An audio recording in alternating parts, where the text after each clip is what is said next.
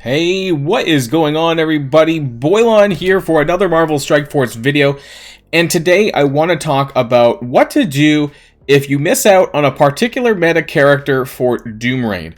And this may be a bit of a niche topic, but I have a lot of people who tell me or ask me questions, that I missed Web Warriors or Eternals or whatever, and what can I do instead? And this is a very tough decision for the player, especially if you're missing out on some of these unfarmable characters, because for whatever reason you either didn't unlock them, weren't playing at the time, or maybe you took a break, or whatever, right? And so that's what I want to talk about today, is what you can do, or not do in some cases, actually, to make up for this. Especially if you happen to be in an alliance that is running Doom Raid 1 or 2 on the daily, because I get a lot of people asking me if they should instead gear someone else. So without further ado, let's get this show on the road.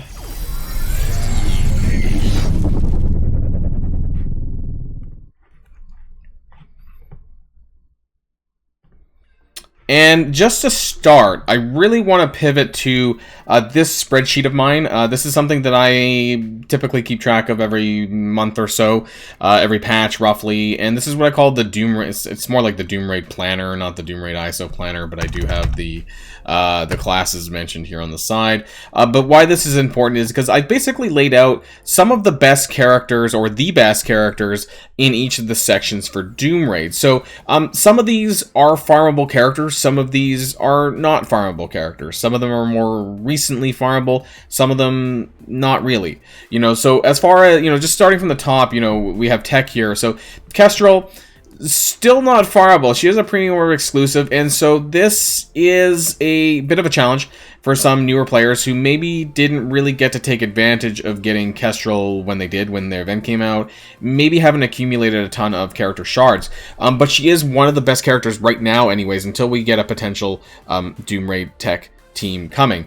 Doctor Doom, if you're in Doom Raid 2, I would highly... It's very hard to replace Doctor Doom in Doom Raid 2, in my opinion. I don't know how you would get through it. It's really challenging as is, so without Doctor Doom, my god, that's probably really hard. But for people running Doom Raid 1, you're probably not using Doctor Doom, and that's okay, because it's not actually as challenging. But characters like Shuri, Lady Deathstrike, Doc Ock, and in some cases T'Challa, and in some cases Nebula, people use that as well.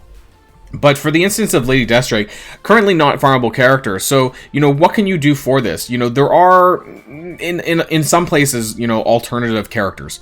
Characters that you can upgrade if you don't have a certain one. The ones in green are, in my opinion, some of the shoo-ins that you kind of really should have, and you should gear them if you can. The question is that there really isn't that many alternative options in some cases, and so if you don't have a character, it makes things very, very challenging, because there's just not a lot of options, right?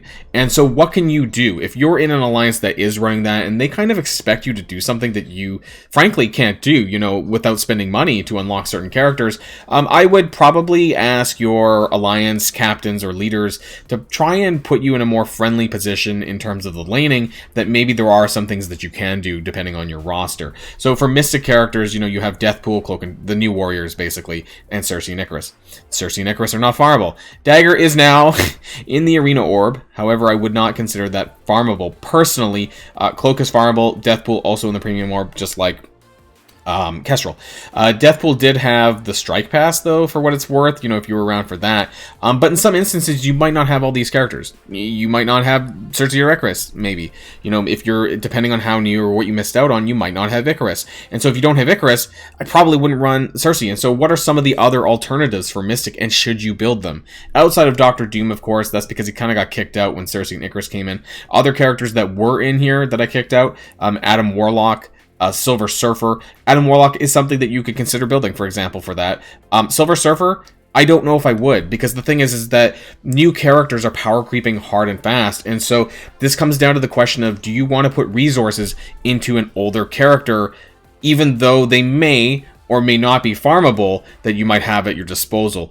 And my answer would probably be no, is that, if they're too old, I would probably skip them, because there's probably going to be some better characters that are going to come out. Now, that requires some patience in some instances, but if you just flat out don't have some of the best characters, unfortunately, in some cases, there's not much you can do. Now, for Astonishing X-Men, luckily, they are all farmable. Jubilee has an event that reoccurs. But I think that Mutant is going to get a new team at some point. Whether or not that's before the tech team or not, I don't know. If you're a newer player, if you're someone in, like, Doom Raid 1, and you don't have Astonishing X-Men build, I would probably not do it, actually, at this stage, because I'm super cautious. I think that there's going to be a new team coming soon, and within a few months probably, and I would be very afraid of telling people to do this when you might need that mutant gear for another team that'll be better, or maybe create some hybridization of the team as well, maybe some X-Men, I don't know, right? And so unless you're in super dire straits, and you don't, I just would ignore certain characters because of the age. And that's another really important thing too, is the age of a character. And that can kind of tell you how much lifespan do they have left? How much shelf life do these characters have left in them before they get replaced? And so Mutant is definitely in that territory. Bio, if you have Web Warriors, great, because they just came out in the December-January patch. Problem is, if you missed any of them, well, we have Ghost Spider, luckily, in the raid season milestone rewards now, so that's a thing. So you should be able to unlock her at some point. It's actually not super difficult. I think the milestone points there are very reasonable in terms of being able to get her. And we have Miles and OG Spider-Man, who you can get now. Other problem is Scarlet Spider and Spider-Punk. I believe they're both 45 shard unlocks, so I think that you should at least be able to get them unlocked over time with orbs. I know that's not the answer people were looking for, but I would not pivot. Unless you really had to use Symbiote Spider-Man, that's probably the only other character I would not, at this stage, gear up characters like Anti-Venom or Scream to go alongside the Web Warriors in some way, because that's not a long-term viable solution. For skill, once again, you have Kestrel in the top, Cap Sam, Sharon Carter, and Maria Hill. Luckily, all three of them are farmable. Shang-Chi, to some degree, I would say that's farmable as well, actually. The Blitz Orb, you get so many Blitz credits that I don't consider the Arena Orb farmable, but I do consider the Blitz Orb to some degree farmable, and it's easy to get him. He's a 2-star unlock, and so you can do things that way. I guess the question is right now, going forward, with the new characters that we have right now, and maybe just previously over the last few months, are they replaceable? And I think to really answer that question, we really need to bring up, if you guys have seen what I call it, my Marvel Strike Force character sheet, character planner, whatever spreadsheet you want to call it here, and I bring this up quite frequently in my videos, actually. Are they replaceable? And that's the thing. And unfortunately, the answer is no, not really. And more these days, getting the characters unlocked is super important, and you can't really replace them on their team or whatever their intended purpose is. And so at that stage, you kind of just need to skip the entire team for the most part. And I know that's not the answer that people were looking for. Like, if you don't have Scarlet Spider or Spider-Punk, but you have Ghost Spider, I probably still would raise Ghost Spider with the eventuality that Scarlet Spider and Spider-Punk would become farmable, but this may or may not happen for a very long time. And the problem is because farmability is an all-time low. For example, if you miss characters like Echo or Kate Bishop, fine, whatever. Skip the Young Avengers, because currently, they're not usable. They're not really usable in Doom Raid tech. I jumped ahead of myself a bit there. Doom Raid is what I meant to say. And so that's not a big deal. But when it comes to characters that are viable in Doom Raid, but you need to have it because of origin basis, I really wouldn't consider gearing characters that are much beyond 9 months old. And so that kind of brings us to the middle of 2021, frankly, which is like here, like, I would probably start at the Secret Avengers patch, frankly, and I would just consider any newer character that is from here onwards. If they're farmable, great, consider that. So that would be Secret Avengers, that would be New Warriors, even Weapon X. I know that's not a Doom Raid team. I've been told that actually they are viable. The only difference is Lady Deathstrike is not mutant, but the other 4 are, and I've been told, actually, at least in Doom Raid 1, that Weapon X is a viable team to use in Doom Raid 1. It's been a long time since I've run that, but newer characters will probably power creep that game mode. So that's a thing, too. Again, Silver Samurai not really farmable, and Lady Deathstrike isn't either, for that matter. And then the real big issue, I think, though, for Doom Raid, and especially the Mystic section, if I don't have, or if you don't have Cersei and Icarus, what do I do? And Unfortunately, there's just not a great answer. I personally would not go back and gear Silver Surfer if you haven't at this stage in the game. If you're a newer player, I also probably wouldn't gear him up very high. You could gear him up if you have him, you know, to use him in campaigns and things like that. But I wouldn't take him to the level as I would a newer character now, because characters are just so old now.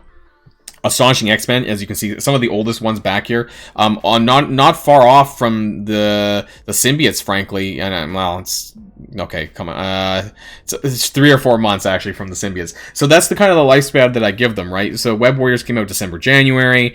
Astonishing X-Men was about 4 months after symbiotes, 3 to 4 months after symbiotes. So I see a replacement to Astonishing X-Men, frankly, by like maybe next patch. I don't know. So these are real careful considerations that you need to make when it comes to building your roster more broadly. And what happens if you miss a character?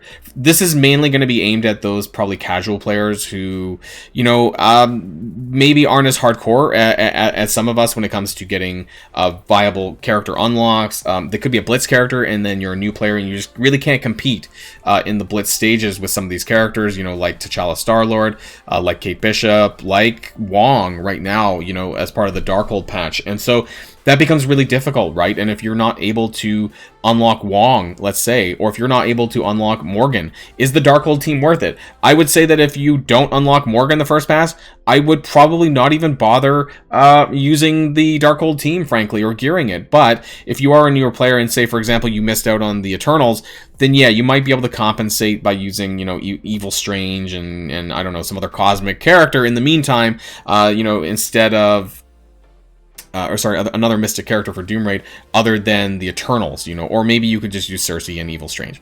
The only reason why I made mention to Icarus is I really don't think that he's going to be made farmable anytime soon, and that's why I want to pivot really quickly to what I call the character farmability chart. Now, I've been keeping track of this.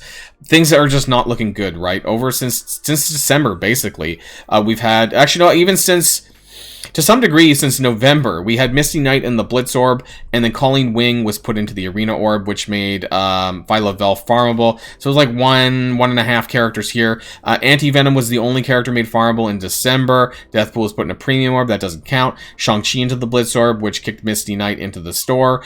Cloak in the Raid store, Moondragon in a node, and then now we're in April with Dagger in the Arena Orb replacing Colleen Wing. Colleen Wing kicked into the Arena store. So we've had one farmable character for the last 4 to 5 months.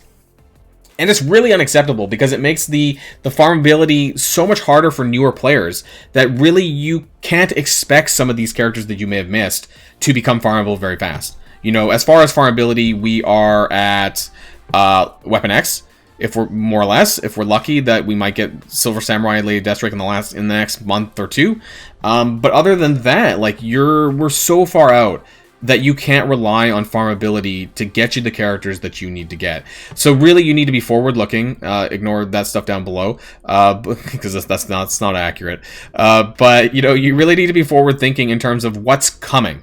And focus on the stuff in front of you, not the stuff that's behind you, because there's not much you can do about that anymore, and it's going to be a long time. Don't count that, you know, these characters are going to become farmable. Just consider the characters that are in front of you right now, and consider the characters that are upcoming soon in the next patch or the patch thereafter. And I think that's the most important thing to know when it comes to building your roster, when it comes to building your newer characters, and when it comes to building rosters specifically for Doom Raid, because those unfortunately require a certain set of characters that you may or may not have. So that's the end of the video. Let me know if it was helpful. If it was, please smash that like and subscribe button if you haven't already. And of course, until next time, stay safe and healthy, and I'll see you all later. Boilon, signing out.